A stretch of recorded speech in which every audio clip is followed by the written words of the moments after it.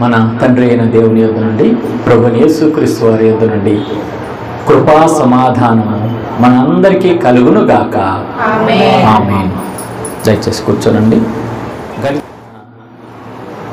త్రిత్వంలోని మొదటి ఆదివారం నుంచి రెండవ ఆదివారం వరకు కాచి కాపాడి భద్రపరిచి మనకిచ్చిన క్షేమం ఆరోగ్యం భద్రతను బట్టి దేవాతి దేవునికి తండ్రి కుమార పరిశుద్ధాత్మ త్రియేక దేవుని నామానికి మహిమ కలుగును గాక. అలాగే చేరువచ్చిన మీ అందరికి కూడా షాలోమ్. మొత్తం కూడా ప్రకటించడమే, త్రిత్వకాలం మొత్తం కూడా ప్రకటించడం. ఇప్పుడు పాట పాడుకున్నాము, అది కూడా అందుకని. ఈ గ్రీన్ దేనికి సూచించింది అనంటే అభివృద్ధిని సూచించింది, ఫలాలని సూచించింది. ఏదైనా ఒక గ్రీన్గా పచ్చగా ఉందనంటే అది బ్రతికి ఉన్న చెట్టుగా, అది ఫలాలను ఇచ్చే చెట్టుగా మనం భావిస్తాం. అలాగే ఈ గ్రీన్, ఈ త్రిత్వకాలం మొత్తం కూడా ఈ గ్రీన్ మన ఆత్మీయ జీవితంలో అభివృద్ధిని సూచిస్తుంది. ఒక వ్యక్తి అభివృద్ధి పొందాలి అనంటే ఎలాగ ఉండాలి అనేది ఈ యొక్క వాక్య భాగాలు ప్రతి వారం మనం ధ్యానం చేసుకుంటూ ఉంటాం అన్నమాట. సరే, ఈ యొక్క త్రిత్వంలోని రెండవ ఆదివారంలోకి మనం ప్రవేశించున్నాము. దీనికే ఏర్పాటు చేయబడిన వాక్య భాగాల్లో ఒక వాక్య భాగం చదువుకొని ధ్యానాంశంలోకి ప్రవేశిద్దాము. పరిశుద్ధులైన మత్తయి రాసిన సువార్త 9వ అధ్యాయము 9వ వచనం ఒకసారి మనం చదువుకొని ధ్యాన భాగంలోకి వెళ్దాం. యేసు అక్కడ నుండి వెళ్ళుచు సుంకపు మెట్టునొద్ద కూర్చుండి ఉన్న మత్తయి అను ఒక మనిషిని చూచి నన్ను వెంబడించుమని అతనితో చెప్పగా అతడు లేచి ఆయనను వెంబడించాను. చిన్న ప్రార్థన చేసుకున్నాం. ప్రభు సహాయం కోసం. పరిశుద్ధుడా, ప్రేమ కలిగిన తండ్రి, జీవం కలిగిన దేవ, యేసయ్య మాకు ఇచ్చిన మరి యొక్క పునరుత్థాన దినాన్ని బట్టి నీ కొందనాలు స్తోత్రాలయ్యా. అనేకులు కాలగతులు గతించినప్పటికీ ప్రభా అయ్యా, ఏ యొక్క తండ్రి యోగ్యత లేని మమ్మల్ని ప్రభా నీ సన్నిధిలో నిలబెట్టుకున్నావయ్యా. నీ సన్నిధిలో మోకరింపజేస్తూ వచ్చావు. నీకు స్తోత్రమయ్యా. ప్రభా, నిన్ను ఆరాధించేవారు ఆత్మతో సత్యంతో ఆరాధిస్తారని, సజీవులే కదా నిన్ను స్తుతిస్తారని మమ్మల్ని సజీవుల జాబితాలో వచ్చావు ప్రభా. అయ్యా, మా యొక్క భక్తి కాదు, మా యొక్క గొప్పతనం కాదు, మా యొక్క మంచితనం కాదు ప్రభా, కేవలం నీ కృప అని చెప్పి నేను స్తుతిస్తూ ఘనపరుస్తూ దేవా యొక్క త్రిత్వంలోని రెండవ ఆదివారంలో ప్రభా మేము నీ యొక్క వాక్య భాగాన్ని ధ్యానం చేసుకోబోతుండగా ప్రభా మాకందరికీ వినగలిగే చెవి, గ్రహించగలిగే ఆత్మ, లోబడే మనసు దయచేయండి అయ్యా. నిలబడుతున్న నీ దాసుడు ఒట్టివాడు, అయోగ్యుడు, అపాత్రుడు ప్రభా. దేవా, నీ సిలువు చాటును మరుగు చేసుకొని నీ నోట నా మాటలు ఉంచి ఉన్నాననే వాగ్దానాన్ని బట్టి ప్రభా నీవే సహాయం చేస్తూ నడిపిస్తూ ప్రభా, అలాగే యూట్యూబ్ ద్వారా ఎవరెవరైతే వింటున్నారో ప్రభా వారితో కూడా నువ్వు స్పష్టంగా మాట్లాడమని వేడుకుంటున్నావు ప్రభా. అయ్యా, వారి సమయం ఏమాత్రం కూడా వ్యర్థం కాకూడదు ప్రభా. నీ మాటలు వెల్లడి ఒకటతోడనే వెలుగు కలుగుతుందండి ప్రభా. వారి హృదయాంతరంగాన్ని ఎరిగి ప్రభా వారితో నువ్వు మాట్లాడమని వేడుకొంచు. నజరేయుడైన యేసు నామములో ప్రార్థించి వినయంగా వేడుకొంచున్నాము పరమ తండ్రి. ఆమేన్. ఆమేన్. దేవుని స్తోత్రం. మరొకసారి మీ అందరికి కూడా షాలోమ్. దేవుని యొక్క వాక్య భాగంలో మనము చాలా ప్రాముఖ్యమైన వాక్య భాగం ఇది. పరిశుద్ధులైన మత్తయి రాసిన సువార్తలో 9వ అధ్యాయం 9వ వచనంలో యేసు అక్కడ నుండి వెళ్ళుచు సుంకపు మెట్టునొద్ద కూర్చుండి ఉన్న, ఇక్కడ యేసుక్రీస్తు ప్రభువారు అటువైపు నుంచి వెళుతూ ఉన్నారు. వెళుతూ దారిలో ఒక వ్యక్తి కనిపించాడు. ఆ వ్యక్తి కనిపించగానే ఆ వ్యక్తిని నన్ను వెంబడించు అని అన్నాడు.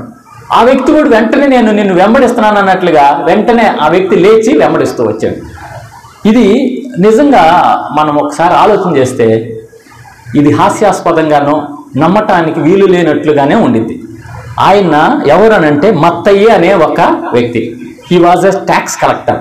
ఆయన ఒక సుంకపు గుత్తదారుడు. సుంకాల్ని, పన్నుల్ని వసూలు చేసి వాటిని ఏం చేశాడంటే రోమా అనే ఒక రాజ్యము, రోమక సామ్రాజ్యం ఉంది. ఆ రోమక సామ్రాజ్యంలో ఈయన employ, he was an employ in the Roman government. రోమా సామ్రాజ్యంలో ఈయన ఉద్యోగస్తుడిగా ఉంటూ ఆ రోమా గవర్నమెంట్కి ఏం చేస్తా ఉంటాడంటే పన్నులు వసూలు చేసి ఈ పన్నులు ఏం చేస్తాడంటే గవర్నమెంట్కి ఇస్తాడు, కొంత ఈయన కూడా తీసుకుంటా ఉంటాడు అనమాట. ఇలాంటి ఈ వ్యక్తిని యేసుప్రభువు వారు నన్ను వెంబడించు, ఫాలో మీ అని అన్నాడు. అనగానే వెంటనే ఐ విల్ ఫాలో యూ అన్నట్లుగా ఆయన వెంబడిస్తూ వచ్చాడు. మనల్ని ఒకే ఉన్న పాటున ఈ సమయంలోనే మనం ప్రభువారు రమ్మను అనగానే, రండి అనగానే మనం వెంబడిస్తామా? ప్రపంచంలో 99.90% రా అనగానే, నన్ను వెంబడించనగానే వదిలిపెట్టి వెంబడించేవాడు ఏ వ్యక్తి కూడా కనిపించడు అనమాట. అంతకుముందు యేసుప్రభు వారు ఈ యొక్క మత్తయి సువార్త 8వ అధ్యాయంలో ఒకనొక వ్యక్తి, అయ్యా నువ్వు నన్ను వెంబడించానంటే అతను సాకు చెప్తాడు. చూడు 8వ అధ్యాయం 21వ వచనం, శిష్యుల్లో మరి ఒకడు, ప్రభువా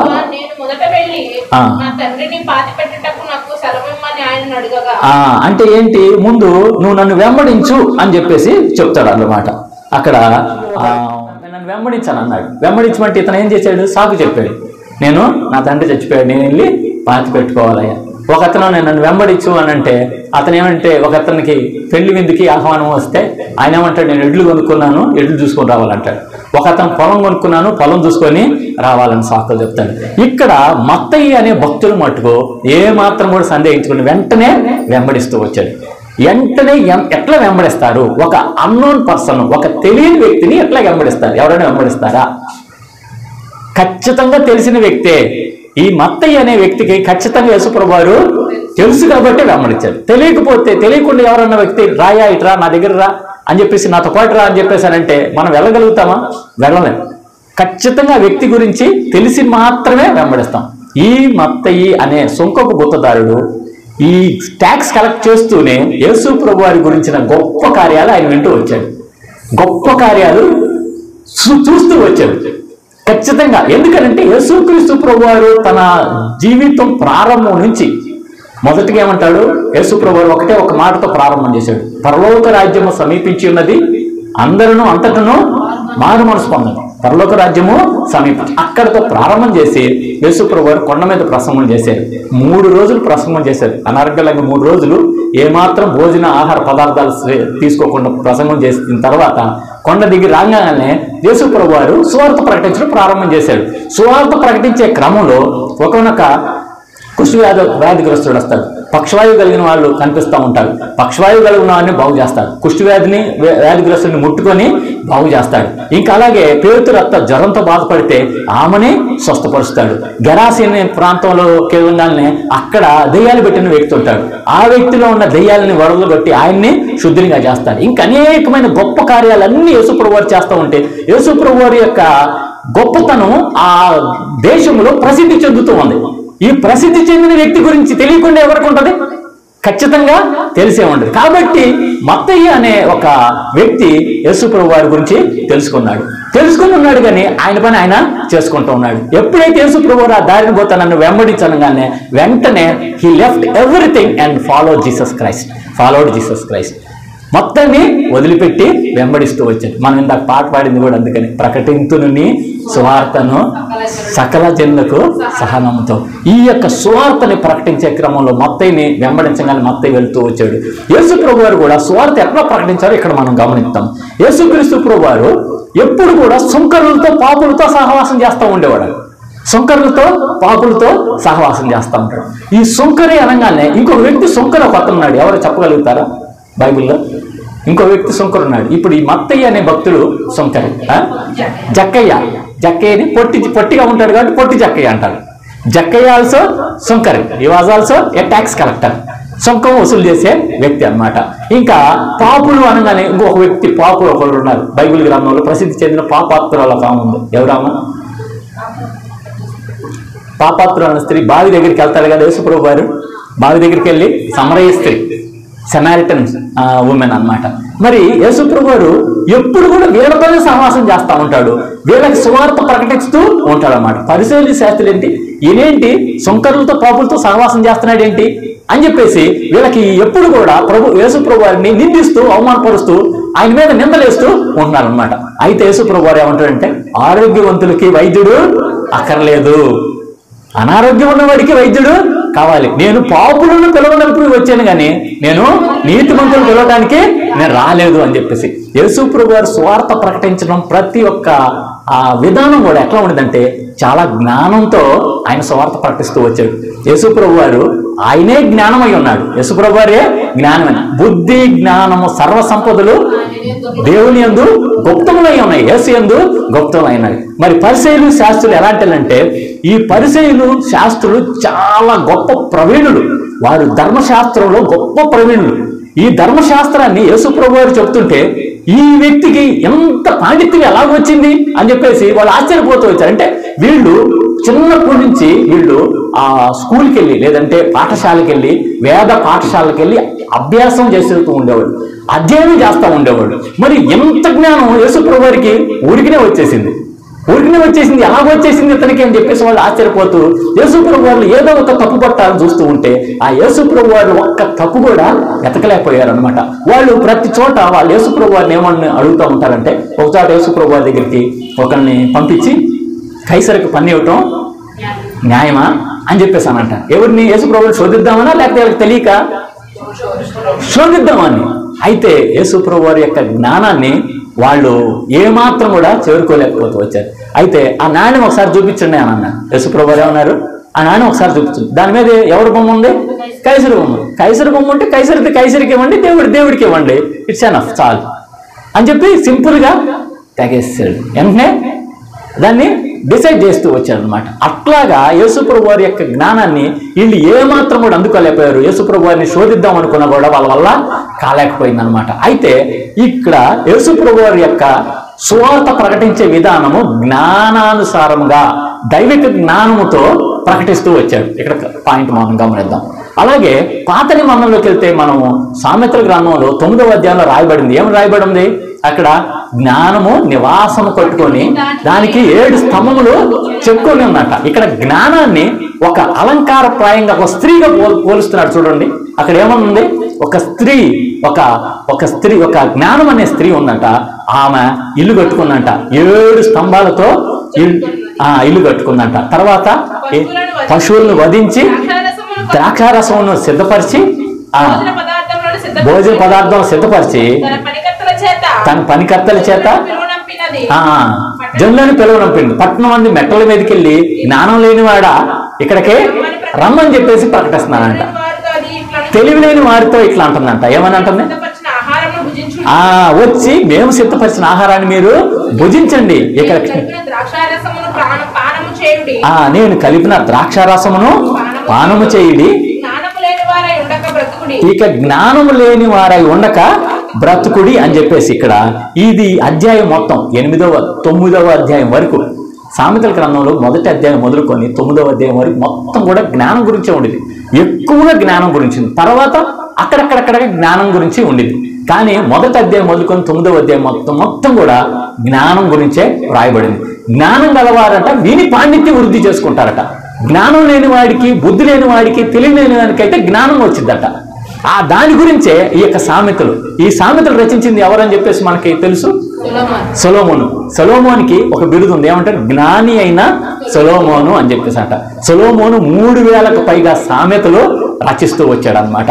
అనేకమైన సామెతలు సొలొమోను రచిస్తూ వచ్చాడు. సొలొమోను జ్ఞానం ఏ పాటిది అని అంటే, ఒకనొక సందర్భంలో 2 స్త్రీలు వస్తారు. ఆ 2 స్త్రీలు వాళ్ళకి పుట్టిన బిడ్డ విషయంలో ఒక గొడవ వచ్చింది. ఏం గొడవ వచ్చింది? ఇద్దరు స్త్రీలు ఉంటారు. ఆ 2 స్త్రీలు వాళ్ళకి బిడ్డ 3 రోజుల వ్యవధిలో బిడ్డలు పుడతారు అనమాట.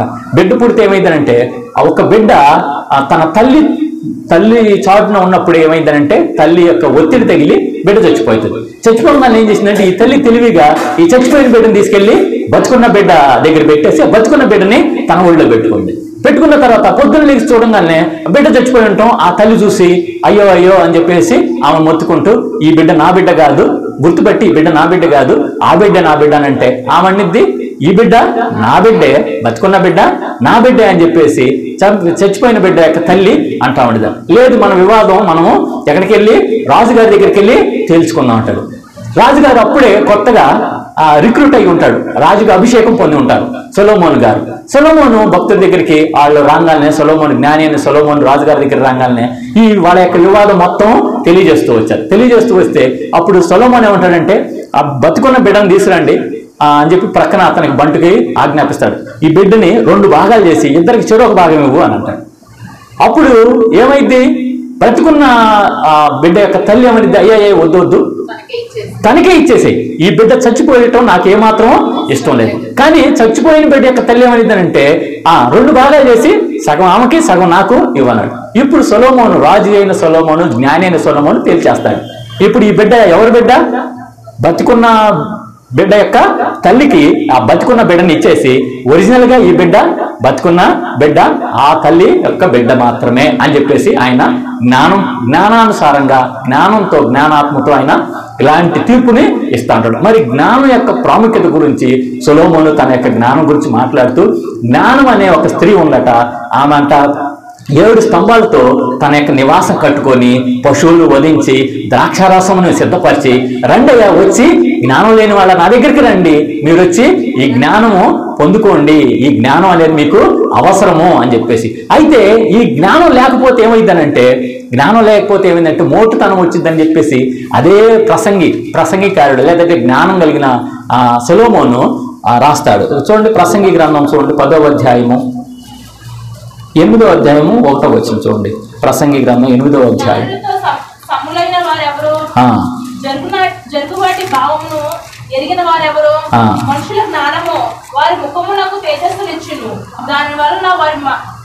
దాని వలన వారి మోటుతనము మార్చబడును.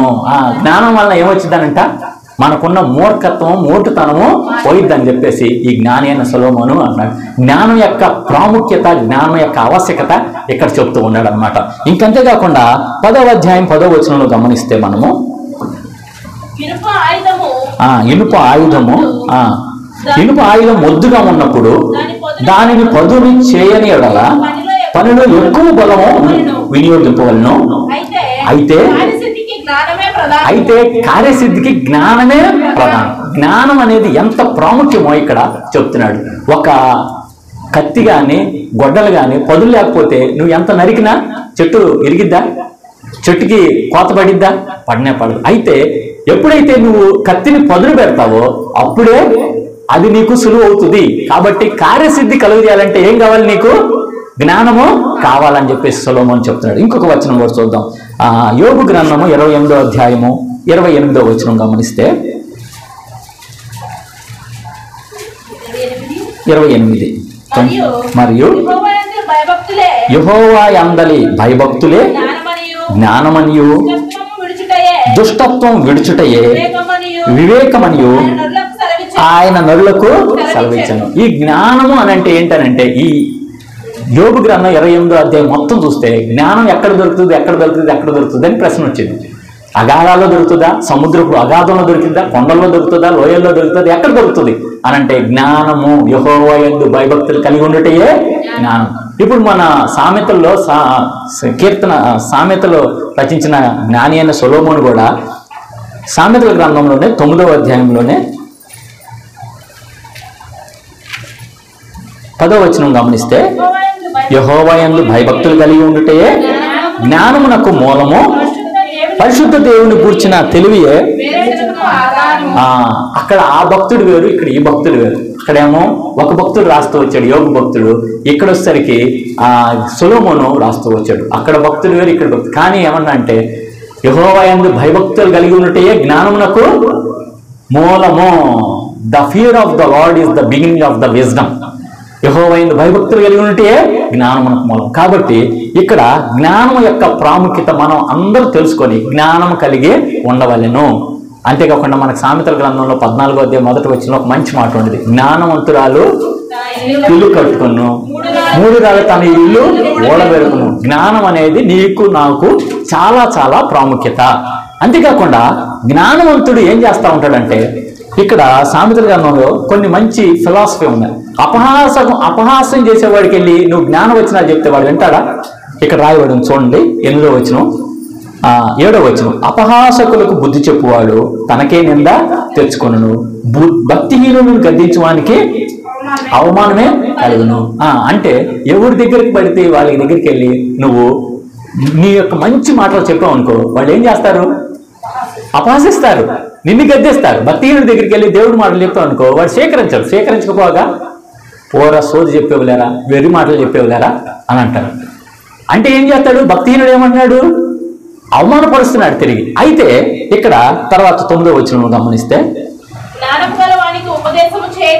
తర్వాత వచనంలో జ్ఞానం గలవాణిని గద్దెంపగా వాడు నిన్ను ప్రేమించును, జ్ఞానం గలవానికి ఉపదేశం చేయగా వాడు మరింత జ్ఞానము నొందును. నీతి గలవానికి బోధ చేయగా వాడు జ్ఞానాభివృద్ధి నొందును అని చెప్పాడు. కాబట్టి ఇప్పుడు మొదటిగా ప్రకటించడం అనేది ప్రాముఖ్యం. మొదటిగా ఒకటి ఇక్కడ ఎవరిని పిలుచుకుంటూ వచ్చాడు యేసుప్రభు వారు? మత్తయిని మత్తయి సువార్తలో 9వ అధ్యాయంలో 9వ వచనం మనం చదువుకుంటూ వచ్చాం కదా. ఎవరిని? మత్తయిని పిలుచుకుంటూ వచ్చాడు. మొదటిగా మనకు ఉండవలసింది ఏంటంటే దేవుని యొక్క పిలుపు కావాలి. దేవుని యొక్క పిలుపు. దేవుడు ఏమంటాడు? అందరినీ పిలుస్తున్నాడు.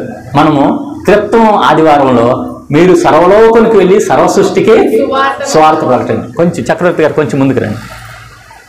మీరు సర్వలోకానికి వెళ్ళి సర్వ సృష్టికి స్వార్థ ప్రకటించండి.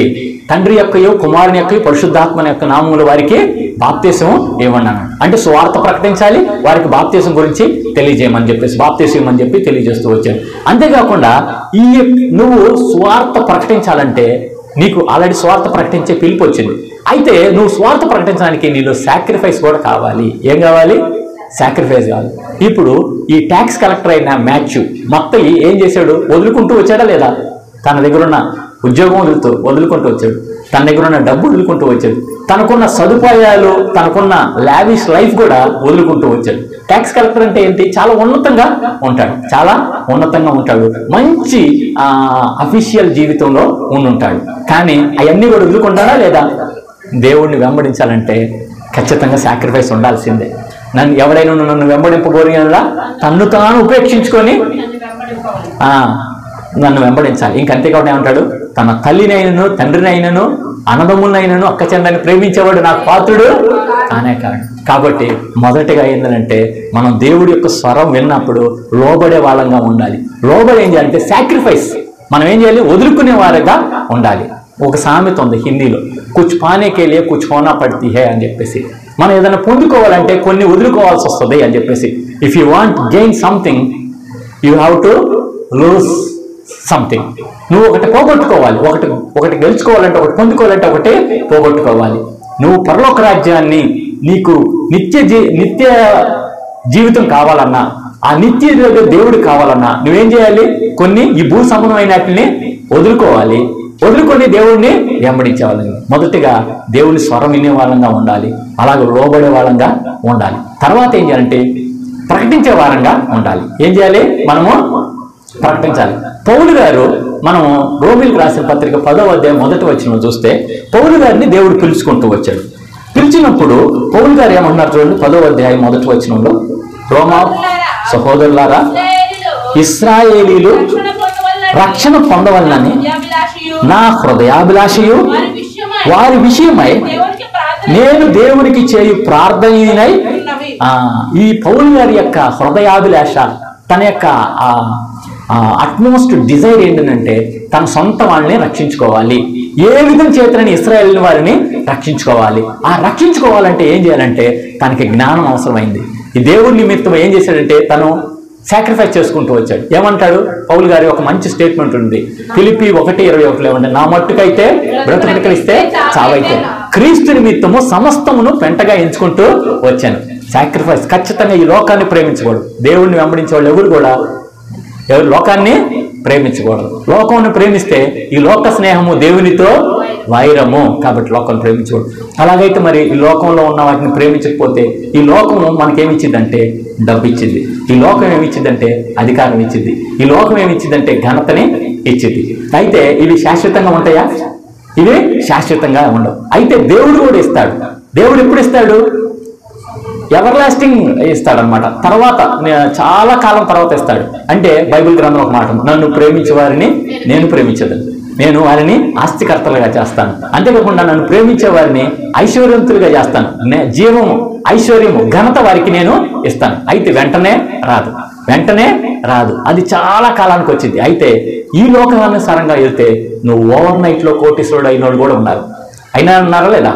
ఓవర్ నైట్ లో అంటే ఒక రాత్రిలో అయితే గొప్ప ఘనత పొందినోడు ఉన్నారు, తర్వాత కిందికి పడిపోయినోడు కూడా ఉన్నారు. అయితే దేవుడిచ్చే ఆశీర్వాదం అట్లా ఉండదు. కాబట్టి నువ్వు దేవుడిని దగ్గర నుంచి పొందుకోవాలంటే నువ్వు కొంత దేవుడికి కొంత మూల్యం చెల్లించుకోవాల్సి వస్తుంది. కాబట్టి ఈ లోకంలో ఉన్న వాటిని మనం విడిచిపెట్టే వారంగా ఉండాలి. ఈ లోకాశలను విడిచిపెట్టే వాళ్ళం ఉండాలి.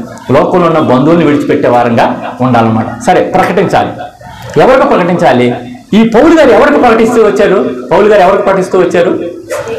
తన సొంత వారికే ప్రకటిస్తూ వచ్చాడు. ఇశ్రాయేలీల రక్షణ పొందటమే నా హృదయాభిలాష ఆయనది. వాళ్ళ కోసం ఈయన జ్ఞానంతో బోధ చేస్తూ వచ్చాడు. ఇశ్రాయేలీలకి బోధ చేయటం కోసం ఈయన దేవుడిచ్చిన గొప్ప జ్ఞానం, ఆయన దేవుడి యొక్క జ్ఞానాన్ని శ్లాఘిస్తూ ఘనపరుస్తూ ఏమంటాడంటే, ఆహా దేవుని యొక్క బుద్ధి బాహుళి ఎంత గొప్పది అని చెప్పేసి అంటాడు. అయితే ఇంత గొప్ప జ్ఞానము పౌలు గారు పొందుకొని ఎవరితో ఏ విధంగా మాట్లాడాలి, ఎవరికి ఏ విధంగా సువార్త ప్రకటించాలని ప్రకటిస్తాడు. కొన్ని 1-2 ఉదాహరణలు చూసుకుంటే, పౌలు గారు ఏథెన్స్ అనే పట్టణానికి వెళ్ళాడు. ఏథెన్స్ అనే పట్టణం మీకు తెలుసండి? ఏథెన్స్ అంటే గ్రీస్లో ఏథెన్స్ అనేది రాజధాని. గ్రీస్ అనే పెద్ద దేశానికి ఏథెన్స్ అనేది పట్టణం రాజధాని. ఏథెన్స్ అనే నగరము తత్వవేత్తలకి పుట్టినిల్లు. తత్వవేత్తలు అంటే ఫిలాసఫర్స్ అంటారు. ఫిలాసఫర్స్ అని అంటే మీకు తెలిసిన ఫిలాసఫర్స్ ఎవరని తెలుసా? ప్రపంచంలో ప్రసిద్ధి చెందిన ఫిలాసఫర్ సోక్రటీస్, ప్లాటో, అరిస్టాటిల్, వీళ్ళందరూ కూడా ప్రపంచంలో ప్రసిద్ధి చెందిన ఫిలాసఫర్స్ అనమాట. ఆ ఫిలాసఫర్స్ పుట్టినిల్లు ఎక్కడో తెలుసా? ఏథెన్స్. గ్రీసు మామూలు బైబిల్ గ్రంథంలో ఒక మాట ఉంది, గ్రీసు దేశస్తులు జ్ఞానాన్ని వెతుకుతున్నారంట. గ్రీసు దేశస్తులకి జ్ఞానం అంటే చాలా ఇష్టం అంట. ఈ జ్ఞానం వెతుకుతుంది. జ్ఞానుడు పుట్టినిల్లు లేదంటే ఏథెన్స్, గ్రీసులోని ఏథెన్స్ అనేది. అయితే వాళ్ళతో ఈ పౌలు గారు సువార్త ప్రకటించినప్పుడు ఎంత జ్ఞానం అంటే వాళ్ళకు మించిన జ్ఞానము ఉపయోగించి వాళ్ళకి సువార్త ప్రకటిస్తారు అనమాట. ఏథెన్స్లో ప్రకటిస్తే దియోనీసియా, దమరి అనే కొంతమంది రక్షణ పొందుతూ వచ్చారు. అయితే నువ్వు నేను దేవుని యొక్క సువార్త ప్రకటించాలంటే మనకి ఏం అవసరం అయింది? ఏం అవసరం? విస్టమ్, జ్ఞానము అవసరం. అది ఏ జ్ఞానం? అది లోక సంబంధమైన జ్ఞానమా? దైవికమైన జ్ఞానము అవసరం. కాబట్టి ఈ జ్ఞానము ఆహ్వానిస్తుందంట. అయ్యా జ్ఞానం, అయ్యా నువ్వు జ్ఞానం లేనివాడా ఇక్కడికి రా. పట్టణం మంది మెట్ల మీదకి వెళ్ళి జ్ఞానం కలిగిన స్త్రీ ఆ జ్ఞానం ప్రకటిస్తుందంట. ఏమని ప్రకటిస్తుంది? నా దగ్గరికి రా, నేను నీకు జ్ఞానం ఇస్తాను. ఆ జ్ఞానం ఎవరు అయి ఉన్నారంటే యేసు ప్రభు అయి ఉన్నారు. ఆ జ్ఞానం ఎవరు? అదే దేవుని జ్ఞానమే. అది దేవుడే పిలుస్తున్నాడు. ఆ జ్ఞానము, అయ్యా నువ్వు జ్ఞానం సంపాదించు. ఎందుకు జ్ఞానం సంపాదించాలంటే నీవు నీ సొంత వారిని రక్షించుకోవాలి, నీవు ప్రకటన చేయాలి, నీ సొంత వారిని నువ్వు రక్షించుకోవాలి. ఏమని ఎట్లాగా చెప్పాలంటే సువార్త ప్రకటన ఇక్కడ రాయబడింది అనమాట. యేసుక్రీస్తు ప్రభు అని వారి హృదయంలో ఒప్పుకునేట్టుగా చేయాలి. ఏం చేయాలంటే వాళ్ళ హృదయంలో విశ్వసించేట్లుగా చేయాలి. ఇక్కడ చూడండి 10వ అధ్యాయము 9వ వచనం గమనిస్తే, రోమా 10 అదేమనగా యేసు ప్రభు అని నీ నోటితో ఒప్పుకొని దేవుడు మృతుల్లో నుండి ఆయనను లేపునని నీ హృదయమందు విశ్వసించిన ఎడల. ఇక్కడ ఒక వ్యక్తి రక్షణలోకి నడిపించాలంటే మొదటగా ఆ వ్యక్తి హృదయంలో యేసుక్రీస్తు ప్రభు అని విశ్వసించాలంట. అంతేకాకుండా మృతుల్లో నుంచి లేపాడు, నన్ను మృతుల్లో నుంచి, మొదటగా ఆయన మృతుల్లో నుంచి లేచాడు, అలాగే నన్ను కూడా ఈ లోకంలో మృతుడై ఉన్నప్పుడు నన్ను లేపాడు అనేట్లుగా విశ్వాసం కలిగేట్లుగా చేయాలంట. మరి అట్లా కలిగేట్టు చేయాలంటే ఏం చేయాలంటే ప్రకటించాలి. ఏం చేయాలి? ప్రకటించేవాడు లేకపోతే వాడికి ఎట్లా అర్థమైంది? ఇక్కడ రాయబడం చూడండి, కొంచెం ముందుకెళ్తే, ప్రకటించువారు పంపబడని ఎడల వారు ఎట్లా ప్రకటించుదురు? ఇందు విషయమై చాలండి. ఇక్కడ ప్రకటించువారు పంపబడని ఎడల ఎట్లు ప్రకటిస్తారు. ఇప్పుడు నువ్వు ప్రకటిస్తే వాళ్ళు ఏం చేస్తారు? వింటారు. విన్నప్పుడు వాళ్ళు తెలియని వారికి ఎట్లా ప్రార్థన చేస్తారని రాయబడం ముందు, దానికి ముందు రాయబడం చూడండి, వారు విశ్వసింపని వానికి ఎట్లు ప్రార్థన చేయుదురు. విశ్వసింపకపోతే ఎట్లా ప్రార్థన చేస్తారు? వాళ్ళకి విశ్వాసం కలగాలంటే మనం ఏం చేయాలి? చక్రవర్తి గారు వినిపించాలి. మనం ఏం చేయాలి? దేవుడి వాక్యాన్ని వాళ్ళకి వినిపింప చేయాలి. వినిపింప చేస్తే ఏమైంది? వాళ్ళలో విశ్వాసం కలిగితే అప్పుడు ప్రార్థన చేస్తారు. కాబట్టి నీ యొక్క గురి ఏమై ఉండాలి అని అంటే, మొదటగా నువ్వు దేవుని యొక్క జ్ఞానాన్ని కలిగిన వాడిగా ఉండాలి. దేవుని యొక్క జ్ఞానాన్ని కలిగిన, అలాగే దేవుని యొక్క జ్ఞానంతో నువ్వు ప్రకటించేవాడిగా ఉండాలి. ఏమని ప్రకటించాలి? యేసుక్రీస్తు ప్రభు, ఆయన రక్షకుడు, ఆయన నిన్ను మరణంలో నుంచి జీవంలోకి దాటిస్తాడని చెప్పేసి మనం ప్రకటించేవారిగా ఉండాలి. వారి హృదయంలో వారు విశ్వసించేటట్లుగా మనం ఏం చేయాలి? జ్ఞానయుక్తంగా దేవుడిచ్చే జ్ఞానం చేత మనము బోధించేవారుగా ఉండాలి. సరే, కార్యం జరిగిస్తారు, మనం అట్లా బోధించినంత మాత్రం వాళ్ళు నమ్ముతారా అని అంటే, ఇక్కడ బైబిల్ గ్రంథంలోనే ఇక్కడే ప్రశ్న ఉంది చూడండి. దానికి కొంచెం ముందుకెళ్తే 16వ వచనం చూడండి, అయినను అందరూ సువార్తకు లోబడలేదు ప్రభువా, మేము తెలియజేసిన సమాచారము ఎవరు నమ్మెను అని యెషయా చెప్తున్నాడు కదా. ఇక్కడ ఈ సువార్త ప్రకటించే కూడా నమ్మట్లేదంట. అయితే మనం కూడా సువార్త ప్రకటించినప్పుడు నమ్ముతారా? వెంటనే నమ్ముతారా? నమ్మరు. అది కార్యసిద్ధి కలగాలి. కార్యసిద్ధి కలగాలంటే ఏం చేయాలంటే వాళ్ళ గురించి మనం భారంగా ప్రార్థన చేస్తూ ఉండాలి. పౌలు గారు ఏం చేస్తూ వచ్చారు? అయ్యా, మీరు రక్షించబట్టమే నా హృదయాభిలాష, అందుకని నేను ప్రార్థన చేస్తున్నాను. అందుకని నేను ఏం చేస్తున్నాను? ప్రార్థన చేస్తున్నాను. ప్రకటిస్తున్నాడు, ప్రార్థన చేస్తున్నాడు. కాబట్టి మనం కూడా మన యొక్క సొంత వారి మధ్య మనం ఏం చేయాలి? వాక్యాన్ని ప్రకటించాలి. అందు నిమిత్తం నీకు సాక్రిఫైస్ అవసరం. అందు నిమిత్తం మనకి ఏం కావాలి? సాక్రిఫైస్ అంటే సమర్పణ కావాలి. మనం వదులుకోవాలి, ఈ లోక సంబంధమైన వాటిని వదులుకోవాలి. కొంతమందికి ఏమంటారంటే, ఏమండి చెప్తున్నాను కానీ నమ్మట్లేదండి అని అంటారు. చెబుతున్నాను కానీ నమ్మట్లేదు. ఒక బిడ్డ పుట్టాలంటే తల్లి గర్భంలో 9 నెలలు 10 నెలలు మోయాల్సి వస్తుంది. మరి ఒక వ్యక్తి ఈ లోకంలో నుంచి దేవుళ్ళకి రావాలంటే ఎన్ని నెలలు పట్టాలి? ఎన్ని నెలలు పట్టుతుంది? కాబట్టి మనం భారంతో చెప్పాలి. వాళ్ళకి భారంతో, ప్రేమపూర్వకంగా, ప్రార్థనతో వాళ్ళకి వాక్యము ప్రకటించేవారుగా ఉండాలి. అప్పుడు ఏమైందంటే ఆ బిడ్డ మెల్లమెల్లగా తెలుసుకుంటా ఉంటాడు అన్నమాట. ఆ తెలుసుకున్న తర్వాత ఒకానొక దినాన యేసుక్రీస్తు ప్రభువుని సొంత రక్షకుడిగా అంగీకరిస్తాడు. అంగీకరించిన తర్వాత ఆ వ్యక్తిని మనం ఏం చేయాలంటే పోషిస్తూ ఉండాలి. జ్ఞానంతో మనము ఏం చేయాలి? పోషిస్తూ దేవుడి వాక్యాన్ని వాళ్ళని ఏం చేయాలంటే దేవుడి వాక్యం ఎక్కడ దొరుకుతుందో వాళ్ళకి వాళ్ళని తీసుకురావాలి, ఆహ్వానించాలన్నమాట. కాబట్టి మొదటిగా ఒకటి మత్తయిని, బైబిల్లో ఉన్న మత్తయి అంటే ఈ మత్తయి సువార్త రాసిన ఆ మత్తయిని దేవుడు పిలుచుకుంటూ వచ్చాడు. పిలిచినప్పుడు ఏం చేశాడు? మొదటిగా లోబడి దేవుడు పిలుపు అందుకున్నాడు, లోబడుతూ వచ్చాడు. అలాగే తను సాక్రిఫైస్ చేసుకుంటూ వచ్చాడు. తనకున్న ఉద్యోగాన్ని, తనకున్న సంస్థాన్ని విడిచిపెడుతూ వచ్చాడు. విడిచిపెట్టిన తర్వాత జ్ఞానంతో అంటే ఈ యొక్క సువార్త రాసింది, మత్తయి సువార్త రాసింది ఎవరు? మత్తయ్యే. పిలుచుకున్న మత్తయ్యే. ఆ మత్తయ్యే జ్ఞానంతో ఆయన యేసుక్రీస్తు ప్రభువారి గురించి 28 అధ్యాయాలు ఉన్న ఆ పుస్తకాన్ని రాశాడు. ఈ మత్తయ్యే ఎంతో జ్ఞానంతో యేసుక్రీస్తు ప్రభువారి గురించి మొత్తం రాస్తూ వచ్చాడు. ఆయనంట ఒక వ్యక్తి, ఒక చక్రవర్తి గారు స్టడీగా ఉన్నాడు. ఒక వ్యక్తి ఆ మత్తయ్య గురించి చెప్తూ వచ్చాడంట. మత్తయ్య గారిని పిలుచుకుంటూ వచ్చాడు కదా సేవలోకి. ఇటండి జాగ్రత్తగానండి. మత్తయ్య గారిని సేవలోకి పిలుచుకుంటాడు. మత్తయ్య గారికి ఇంకో పేరు ఉంది. ఏం పేరు అది? లేవి అనే పేరు కూడా ఉంది. లేవి అనే పేరు కూడా. ఈ మత్తయ్య గారిని నువ్వు నన్ను వెంబడించని యేసు ప్రభువారు అన్నప్పుడంట ఈయన మొత్తం వదిలేశాడంట. డబ్బులు వదిలేశాడు, ఉద్యోగాన్ని వదిలేశాడు, అక్కడున్న పత్రాలు వదిలేశాడు, అక్కడున్న ఆయన యొక్క చైర్ని వదిలేశాడు. కానీ ఒకటి వదలలేదంట. ఏం వదలలేదంటే పెన్ను వదలలేదంట. ఆ పెన్నును మట్టుకు తెచ్చుకున్నాడంట. ఆ పెన్నుతో సువార్త రాశాడట. యేసు ప్రభువారి గురించిన బయోగ్రఫీ మొత్తం కూడా ఆయన రాశాడట. అది కొంతమంది పండితులు చెప్తా ఉంటారు అన్నమాట. అలాగా నువ్వు నేను పిలుచుకున్నాడు దేవుడు. ఉపయోగం లేకపోతే ఇప్పుడు ఈ గ్రీన్ దేనికన్నాడు? ఫలభరితానికి సూచన అని చెప్పి అనుకున్నావు. నువ్వు ఒక్క ఆత్మను కూడా రక్షణలోకి తీసుకురాకపోతే దేవుడు లెక్క అడుగుతాడా లేదా? దేవుడు లెక్క అడుగుతాడు, ఖచ్చితంగా లెక్క అడుగుతాడు. కాబట్టి జ్ఞానంతో దేవుడు ఏమంటున్నాడంటే నేను నీ జ్ఞానాన్ని ఇస్తాను. మీలో ఎవరికైనాను జ్ఞానము కొదువైన ఎడలా నన్ను అడగండి, నేను మీకు జ్ఞానం ఇస్తాను. ఒక వ్యక్తిని రక్షణలోకి తీసుకురావాలంటే మనం తీసుకురాలేదు, ప్రభువే కార్యం చేస్తాడు. అయితే చెప్పాల్సిన బాధ్యత ఏంటి? ఎవరికిది? ఖచ్చితంగా మనదే. నువ్వు ప్రకటించకపోతే వాడు ఎట్లా విశ్వసిస్తాడని అంటున్నాడు ఇక్కడ. అంతేకాకుండా ప్రకటించు వారి యొక్క పాదములు అంట చాలా సుందరంగా ఉన్నాయంట. ప్రవక్త అయిన యెషయా చూస్తున్నాడు. చూసి అంటే మనం కానీ దేవుని స్వార్థ ప్రకటిస్తే దేవుడికి చాలా ఇష్టం అంటాడు. అది దేవుడికి చాలా ఇష్టమైనది. కాబట్టి ఈరోజు మనకిచ్చిన ఆ యొక్క వర్తమానం ఏంటంటే ప్రకటించాలి.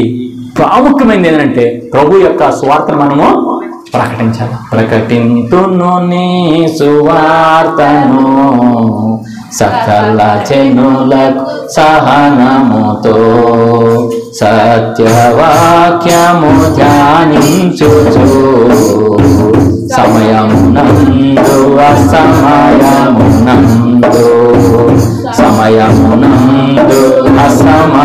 అసమయమునందు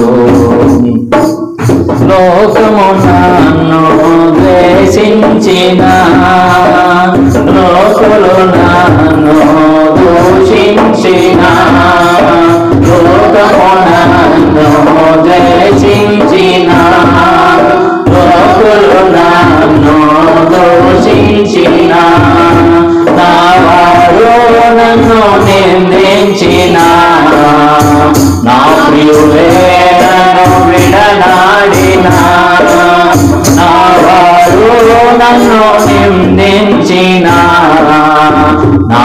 శత్రులే నన్ను విడనాడినా, నిందలు మోపి హింసలు పెట్టినా, ప్రకటింతును నీ సువార్తను. నిందలు మోపి హింసలు పెట్టినా, ప్రకటింతును నీ సువార్తను. ప్రకటింతును నీ సువార్తను, సకల జనులకు సహనముతో. హల్లెలూయా. మనం సువార్తను ప్రకటించేటప్పుడు సహనంతో ప్రకటించాలి. అలాగే మన భారతదేశానికి ప్రకటించిన సువార్త ప్రకటించిన తోమ చివరికి ఎట్లా చచ్చిపోయాడు, ఎలా చనిపోయాడు? హతసాక్షి అవుతూ వచ్చాడు. మరి మనము మన సొంత బంధువులు మనం రక్షించుకోవట్లేదు, కానీ తోమ పరదేశంకి వచ్చి, మన భారతదేశం, తోమ పుట్టినది లేదండి, పుట్టినది యెరూషలేము, అక్కడి నుంచి వచ్చి ఇక్కడికి వచ్చి మనకి సువార్త ప్రకటిస్తూ చనిపోయాడు. ఎంత సాక్రిఫైస్ చేస్తూ వచ్చాడు. మరి మనం కూడా కనీసం మన బంధుమిత్రాదులకి సువార్త ప్రకటించకపోతే అది మనం దేవుడు లెక్క అడగడా? మనల్ని దేవుడు ఖచ్చితంగా లెక్క అడుగుతాడు. అందుకని ఇక్కడ ఒకటి పౌలు గారికి ఉన్న భారం ఏంటంటే ఆత్మల కొరకైన భారం. నా ఇశ్రాయేలీయులు, నా వారిని నేను రక్షించుకోవాలి. ఇక్కడ ఒక చరణం ఉంది, ఆత్మల రక్షణ కొరకై నేను హలయక ముందుకు సాగెదను. ఆత్మల రక్షణ కొరకై నేను హలయక ముందుకు సాగెదను. అంతము వరకు ప్రకటింతును మరణించి లేచిన ప్రభు యేసును. అంతము వరకు ప్రకటింతును మరణించి లేచిన ప్రభు యేసును. మత సాక్షులలో చేరుటకై ప్రయాసపడితే సువార్తకై. మత సాక్షులలో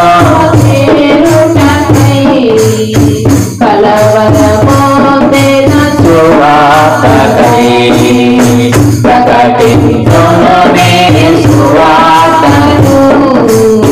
సకల జనులకు సహనముతో. హల్లెలూయా. ఆత్మల రక్షణ కొరకై భారం కలిగి మనము ప్రకటించేవారుగా ఉండాలని చెప్పేసి ఉంది. ఈ సమయంలో ఒక చిన్న మాట ఏంటంటే మనందరం కలిసి ఏం చేయాలి? సువార్త ప్రకటించేవారుగా ఉండాలి. ఎవరి దగ్గర ప్రకటించాలి అని చెప్పంటే మన మధ్యలోని, మన బంధువుల మధ్య మనము సువార్తగా ఉండాలి, సువార్త ప్రకటించేవారిగా ఉండాలి. అంతేకాకుండా సువార్త అంటే ఏంటి? సువార్త అంటే ఏంటి? యేసు ప్రభువు వారు నీ కోసం నా కోసం చనిపోయాడు, సమాధి చేయబడ్డాడు, మూడో దినాన తిరిగి లేచాడు, మరలా తిరిగి రాబోతున్నాడు. అదే సువార్త, ఇంకేం కాదు సువార్త. ప్రపంచంలో ఏ వ్యక్తి కూడా చనిపోయి తిరిగి లేచిన వ్యక్తి ఎవరు కూడా లేరు. ముందుగా చెప్పి నేను చనిపోతున్నాను మీ అందరి కోసం, తిరిగి మూడవ దినాన లేస్తానని మాట ఇచ్చి చెప్పి యేసుప్రభు వారు తన మాటని రుజువు చేస్తూ వచ్చాడు, నెరవేరుస్తూ వచ్చాడు. ఈ ప్రపంచంలో మృత్యుంజయుడైన వాడు ఒకే ఒక్కడు, యేసుక్రీస్తు ప్రభువారు. మరణాన్ని జయించిన, మరణం ముళ్ళు విరిచిన వాడు యేసుక్రీస్తు ప్రభువారు ఒక్కడే. ఆ మాట చెప్పండి, నోరు ఎవరిదైనా మూయిపోతే అడగండి. ఆ మాట ఎన్నైనా నువ్వు చెప్పు, వాళ్ళు ఎవరు నోరు మూయరు. ఒక్క విషయంలో నోరు మోస్తారు. ఎక్కడ విషయం? ఏ విషయంలో నోరు మోస్తారు?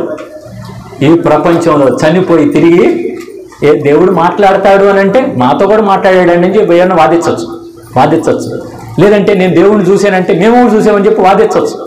కానీ చనిపోయి తిరిగి లేచిన వ్యక్తి ఎవరైనా ఉన్నారు అని అంటే అది హిస్టరీ చెప్తుంది, మనం చెప్పట్లే. ఏం చెప్తుంది?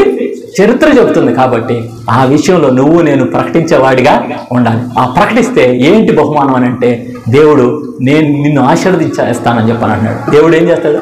ఆత్మ సంపాదించిన వాళ్ళు ఏమంటాడు?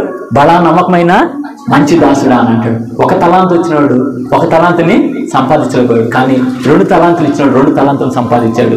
5 తలాంతులు ఇచ్చినాడు 5 తలాంతుల్ని సంపాదించాడు. వీళ్ళిద్దరిని దేవుడు ఏం చేశాడు? ఆ యజమాని ఏం చేశాడు? మెచ్చుకుంటూ వచ్చాడు. బలా నమ్మకమైన మంచి దాసుడు, ఇదిగో నీకు ఈ 5కి బదులు ఇంకొక 5 ఇస్తున్నాను అని అంటాడు. ఈ 5కి బదులుగా నేను ఇంకొక 5 ఇస్తున్నాను అని చెప్పేసాను. ఈ 2కి బదులుగా ఇంకొక 2 ఇస్తాను. అంటే కలిగిన వారికి దేవుడు ఇస్తాను. నువ్వు ఎంత పని చేస్తే అంత అందులో రాయబడి ఉంది, చేసుకున్న వాడికి చేసుకున్నంతనండి. ఆత్మలు సంపాదించు. నువ్వు ఆత్మలు ఎన్ని సంపాదిస్తే దేవుడు పరలోక అన్ని బహుమానాలు ఉంచుతూ ఉంటాడు. అంతేకాకుండా భూమి మీద కూడా నీకు ఏది తక్కువ కాకుండా చేస్తూ ఉంటాడు. ఏమంటాడు బైబిల్లో రాబడింది, నా రాజ్యాన్ని నీతిని మొదట వెతకండి, అప్పుడు మీకు అవన్నీ అనుగ్రహింపబడను. ఒకటే మా జీవితానికి ఉన్న సీక్రెట్ ఏంటంటే దేవుని పని చేస్తున్నాం. దేవుడు మాకు ఏది తక్కువ కాకుండా చేస్తాడు.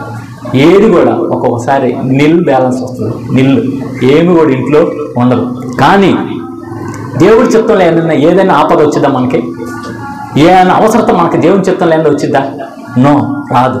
కాబట్టి దేవుడు ప్రతిదీ ఏమంటే దేవుడు ఐశ్వర్యం చొప్పున తన ఐశ్వర్యం చొప్పున క్రీస్తు యేసు మహిమలో మీ ప్రతి అవసరతను తండ్రి తన కుమారుడికి ఏ అవసరత తీరుస్తాడా లేదా? తీరుస్తాడు. కాబట్టి మొదట నా రాజ్యాన్ని నీతిని మొదట వెతకండి, అప్పుడు మీకు కావాల్సినవన్నీ కూడా నేను సమకూరుస్తాను. కాబట్టి అలాంటి కృప పరిశుద్ధాత్మ దేవుడు మనందరినీ నడిపించును గాక. సమస్త జ్ఞానంతో ఇచ్చిన దేవుని కృపా సమాధానము యేసుక్రీస్తు వలన మన హృదయాలకు మన తలంపులు కావలి ఉండును గాక. ఆమేన్. దేవా